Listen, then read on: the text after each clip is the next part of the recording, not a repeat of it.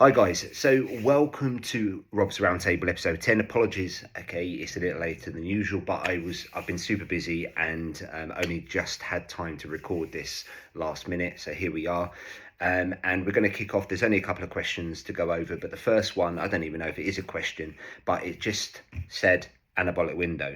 Now I don't know what this is exactly referring to, okay, with this this term, but let's take a stab in the dark, okay, and explain what exactly is the anabolic window. So post exercise, okay, there's a belief that there's a limited amount of time, okay, to getting protein and carbs. Mostly this is referring to protein, but carbs with the protein, okay, otherwise your gains will be diminished. Okay, now first of all, does it exist? Well, the science points towards no, but it really comes down to one thing and one thing only, and that is it depends.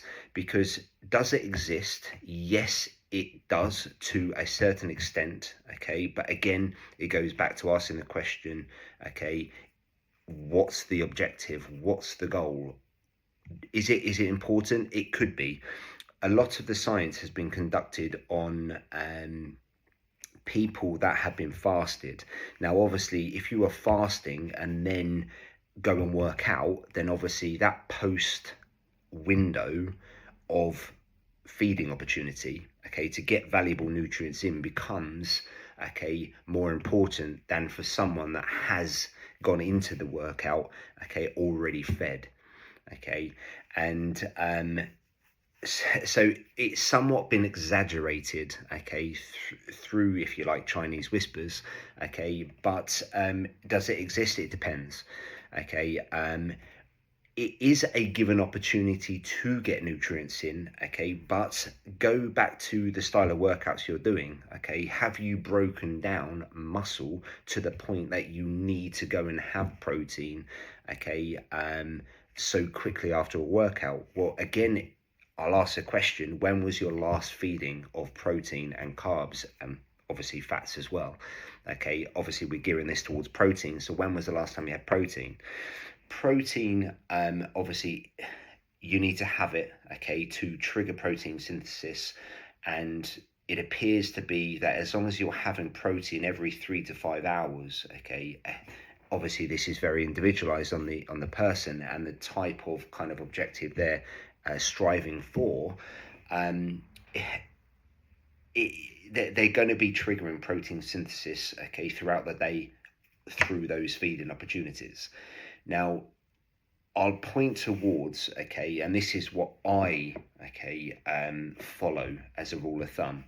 Alan Aragon, okay, is someone where it comes to this this topic, he's definitely the person I go to first, okay, and if I can't find the information from him, then it will trickle down to someone like Lane Norton. And it's not to say that one's better than the other. Just Alan Aragon, I've got a couple of his books. He's my go-to person in this area, and he has kind of an importance of hierarchy when it comes to protein.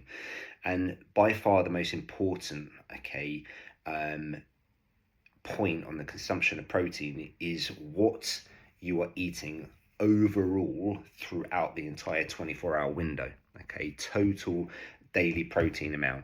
If you are consuming that, okay, throughout the day, then everything else becomes secondary, okay. This is your most important thing to achieve when it comes to protein.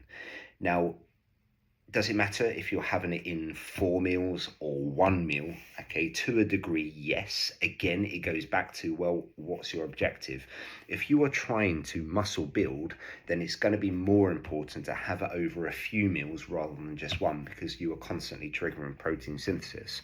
If you are obviously on steroids, okay, and you're using performance enhancing drugs, well, obviously it becomes less important for the protein to trigger synthesis than if you were natural.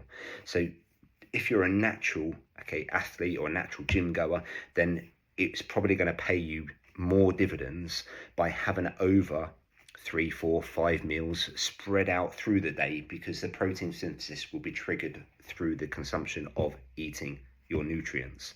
okay, mostly protein, but obviously carbs and fats become important, okay, to help achieve that as well. The second, okay, important, okay, in the hierarchy of importance, okay, after your total daily amount of protein, okay, is your distribution throughout the day. And this is what I've just gone back to, okay, it depends on the individual, but essentially over a few meals will widely be considered, okay, to be more valuable for muscle building than just having it in one meal. Then it comes down to protein timing, okay, and this is where I kind of put the anabolic window into this section. Okay, so if I'm achieving points 1 and 2, then my anabolic window is less important. Now, from experience point of view, I've had protein directly after my workout, but I've also had protein, okay, several hours afterwards without having it post workout. Okay, and I didn't notice any difference whatsoever. So for me, my experience, I'm going to say that I don't believe it exists. Okay, and the science, okay, is my understanding is it hasn't even been scientifically proved it exists as well. So for you, if you want to know more about this, I would direct you towards Alan Aragon's books, okay, Flexible Dieting, okay, the other book is Protein, All Questions Answered, okay, they're fantastic books, okay, I suggest you go and read it, okay, but there's many, obviously, sources online if you want to seek elsewhere for guidance. So question 2, can I quickly expand on what should be in the investment plan? So this is pointed towards my 5 tips for beginners when it comes to investing. And yes, of course I can expand on it. So what essentially you want to put in your investment plan is, if you think about, if someone was going to come and ask you, okay, what should be considered when it comes to investing, okay, what would you suggest? Okay, and you don't have to be an expert in this area, but what would you suggest putting into, okay, that answer? And if you think about, okay, I want to invest, where do I start? Okay, so for example, how much are you going to be willing to pay into your portfolio? Okay, if you are looking to do it, okay, over the long term, are you looking to drip feed into it weekly, monthly, okay, or are you just willing to put a lump sum in and then obviously later on down the road see if you want to put any more? Okay, what's a strategy in how you're going to fund your portfolio and how regularly you're going to put money into it? Things like, for example, the risks, okay, you're willing to take, and is there going to be any risk management procedures, okay, you're going to have in place? Things like stop losses, also things like, for example, is there a maximum or minimum, okay, amount of a rise in a particular investment before you realize those profits? So if you're capping, okay, your maximum amount of profit before selling at 10%, as soon as it hits 10%, are you going to sell it? The assets you're looking to put into your portfolio, is there a particular sector, is there a particular country's companies you're willing to invest in, you're wanting to invest into? Are you looking to go into bonds? Are you looking to dabble into the forex, okay, market? So all these things need to go into the investment plan, and this is very important because when you start hearing noises in the market and brokers recommending to buy this company or this asset and sell this company, sell this asset, it's hard to ignore those. And this investment plan is where you turn to before making any decisions.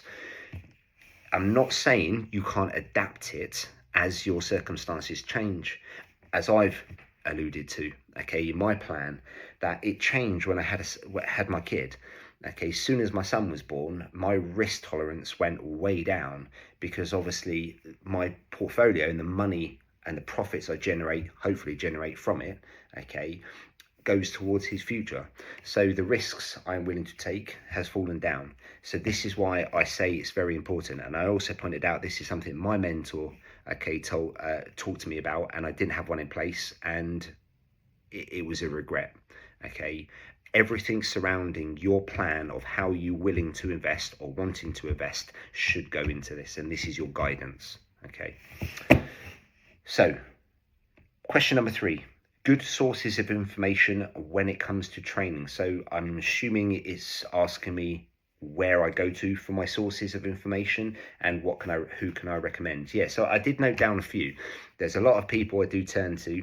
Now I will say this, okay, I look at as much information as I can, but I don't necessarily listen, okay, to all of them. I have my go-to sources that when they say something, okay, I sit up and take notice of what they're saying. Okay, it's not to say that I follow it, but I do listen to a few people.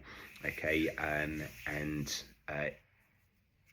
yeah, I kind of pivot around with what they're saying and see if it's worthy of trying what they're suggesting, or should I follow it.